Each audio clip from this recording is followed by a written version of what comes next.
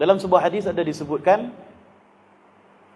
tidak ada seorang pun yang akan masuk syurga bi'amalihi, dengan amal-amalnya. Maka para sahabat terkejut. Wa anta kaman ya Rasulullah? Tuan pun termasuk ke? Dia pun tanya, Rasulullah pun termasuk ke? Masuk syurga ni bukan kerana amal ibadah Rasulullah? Baginda jawab, ya, aku pun sama. Aku pun masuk syurga nanti bukan kerana amal ibadah yang aku buat. Maka para sahabat bertanya, lalu masuk syurga ni disebabkan apa? Nabi sallallahu alaihi wasallam pun menjawab, semua akan masuk syurga birahmatillah. Sebab Allah Ta'ala kesian dekat dia. Sebab Allah Ta'ala kesian. Kita duk berasa amal kita banyak.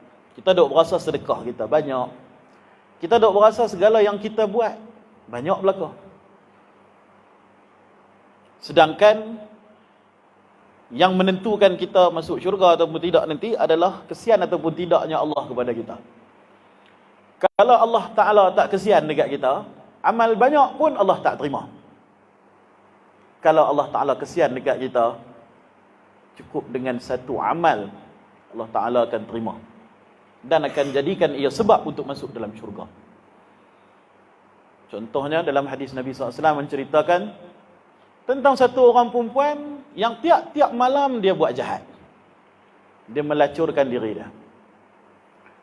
Dan pada satu hari dia telah terserempak dengan seekor anjing yang sangat kehausan. Di sebelah dia ada telaga, tapi tak boleh nak ambil pasal dia anjing.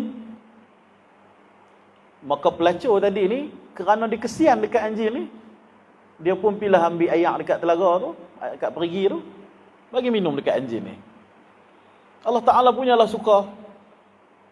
Lalu Allah Ta'ala telah ampunkan dosa-dosa dia, jadikan dia wanita yang solehah dan masuk syurga Allah kerana satu amal.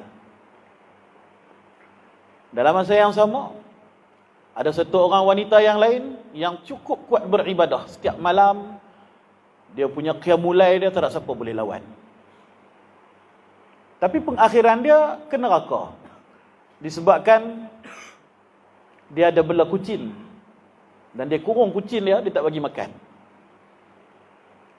Jadi rahmat Allah Ta'ala ni adalah segala-galanya.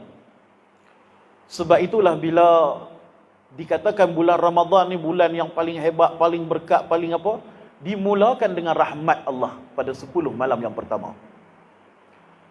Jadi kita hidupkan malam-malam yang pertama ni dengan harapan supaya Allah Ta'ala ni perkenan untuk rahmati kita semua, untuk Allah Ta'ala kesian dekat kita. Sebab kita semua akan dihisab, dan Allah Ta'ala takkan lepas walaupun satu zarah. Dalam Quran bagi tahu, zarratin syar yarah. Walaupun sebesar zarah kamu buat syar, keburukan, yarahu, kamu akan melihatnya. Dan kalaulah kamu buat sebesar zarah khair, kebaikan, yarahu, kamu akan diperlihatkan. Tapi ada orang yang masuk ke dalam syurga bighairi hisab, tak kena hisab pun. Allah Ta'ala tengok ayat dia, oh dia ni tak apa, cincai kira masuk syurga terus. Tak payah kira dah. Ada satu hadis di dalam kitab Syama'il Muhammadiyah, Nabi SAW tersenyum. Sahabat pun bertanya, kenapa Tuan tersenyum sorang-sorang sampai nampak geraham gigi? Maka Nabi pun cerita, Allah Ta'ala perlihatkan kepadaku tentang satu orang hamba dia. Ketika ditanya di hari hisab nanti, maka Allah Ta'ala pun suruh malaikat membacakan dosa-dosa dia. Tapi semua dosa-dosa yang dia buat selama dia hidup tu, yang kecil-kecil. Dosa-dosa kecil-kecil lah. Maka setiap kali malaikat membacanya, lelaki tu semakin takut. Sebab yang duk baca tu semua dosa kecil-kecil. Banyak lagi dosa-dosa besar hak dia buat tu, belum sampai giliran untuk disebut oleh malaikat. Malaikat sebut dosa yang pertama, dosa yang kedua, dosa yang ketiga. Semakin dia sebut dosa tu, semakin dia takut. Allah, sekali habislah. disebut dosa-dosa besar tu, lagi teruklah azab aku kena. Tiba-tiba malaikat berhenti membaca atas perintah Allah. Maka Allah Ta'ala pun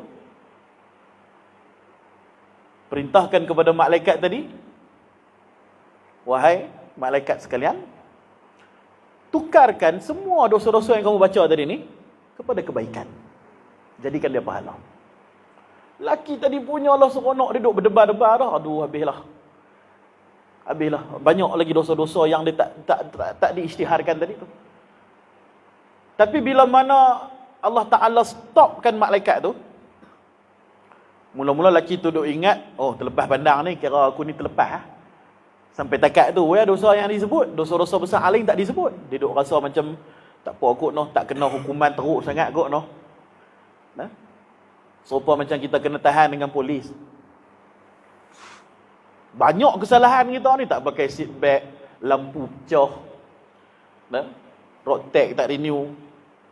Sampai-sampai kat polis, polis kata kesalahan potong queue satu kita pun lega sikit. Baik, kalau dia cas semua ni habis.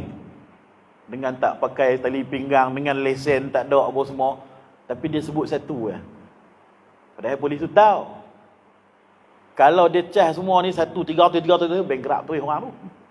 Rahmat punya pasal, kesian, tak apalah, kira satu lah kesalahan. Jadi dia duk ingat lagu tu lah, terlepas lah dia.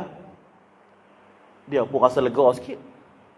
Kemudian Allah Ta'ala isytihar, gantikan semua dosa-dosa yang kamu baca tadi sebagai pahala kebaikan.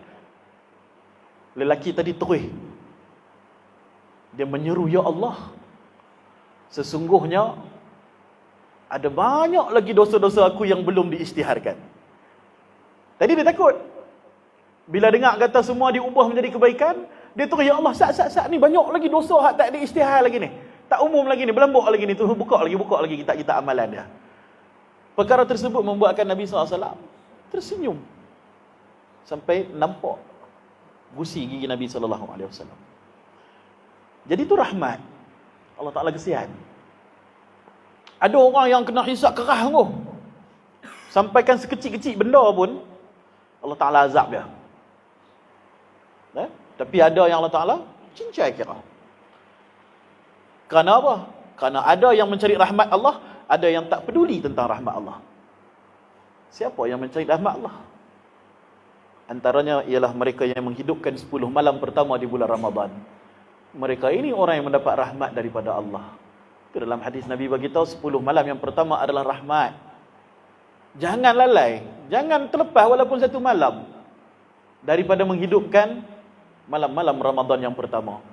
Kerana kamu akan mendapat rahmat daripada Allah. Tahniah buat mereka yang tak terlepas walaupun satu malam tarawih, tahajud, sahur, datang berjemaah, isyak, subuh. Tahniah.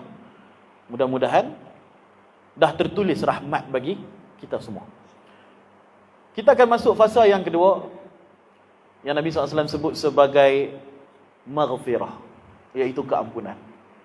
Jadi siapa yang menghidupkan malam yang 10 yang kedua ni, maka dijanjikan keampunan bagi dia.